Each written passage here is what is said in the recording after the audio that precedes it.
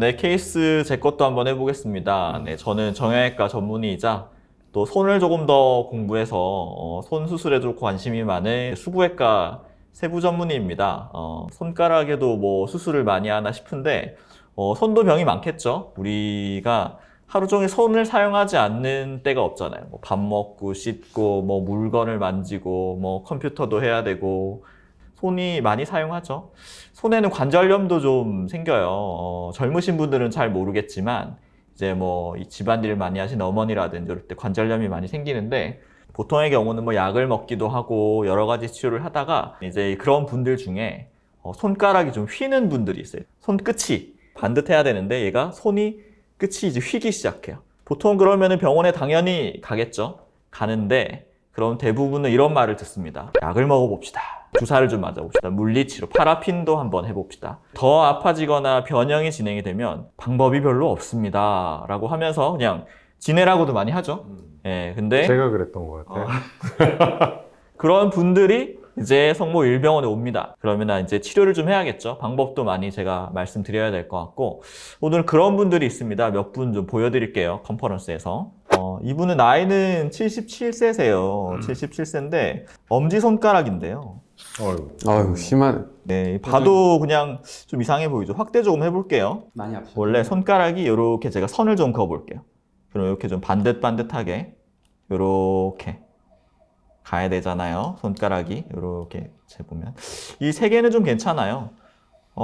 네 번째 손가락까지는 괜찮은데 다섯 번째 손가락이 여기 끝이 좀 안 맞아요. 원래 이 선을 그어보면 이게 약간 휘었어요. 그죠? 요만큼 각도만큼. 그런데 엄지를 한번 보세요. 엄지는 이렇게 일직선을 이루어야 되는데 엄지 어디가 있죠? 끝이? 그러네요. 많이 휘었어요. 변형이. 이분은 이제 실제로 하신 말씀이에요. 어디 가서 부끄러워서 손을 내놓지를 못하겠다. 이렇게 가리고 다닌다. 이렇게 하고 다닌대요. 엄지손가락이 너무 많이 휘어 있어서. 근처 병원을 가면 방법이 별로 없습니다. 라고 하고 좀 지내셔야 됩니다. 뭐 약 먹고. 약은 이때까지 많이 먹어봤는데요. 저는 이제 그 손 전공이 우리 아니니까 네. 우리 김철준 원장님처럼 이제 수부외과 전문의만이 할 수 있는 케이스 같은데요. 저 같은 경우에도 실제로는 그냥 별로 할 수 있는 게 없습니다라고 얘기할 것 같아요. 실제로 이분의 손 사진을 보면 양쪽 손가락인데요. 이렇게 많이 휘었습니다.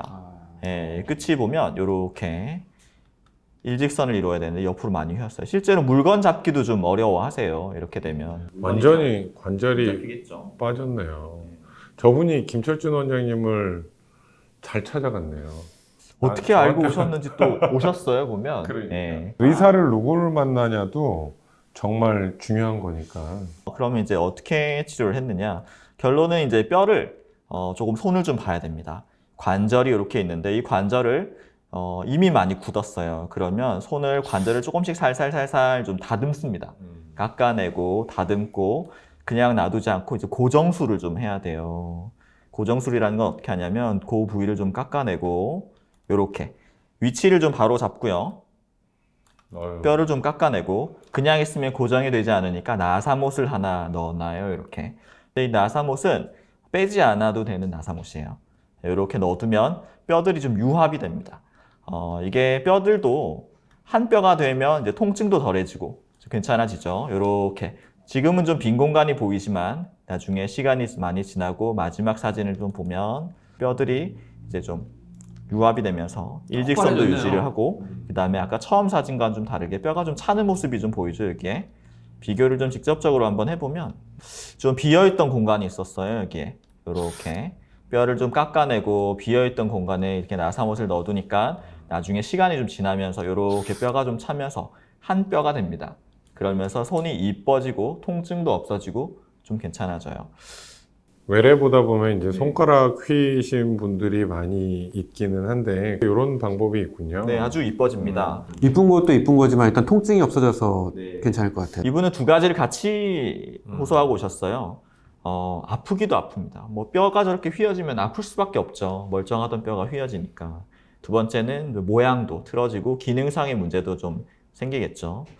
또 보면 궁금한 거 좀 생기지 않으세요? 난 궁금한데 이게 고정돼 있으면 많이 불편하지 않을까요? 사람들이 대부분 걱정하는 게 이 관절이 안 움직이면 이렇게 많이 불편하지 않을까 그런 걱정을 하시는 것 같아요. 맞아요. 그게 제일 큰 걱정이에요.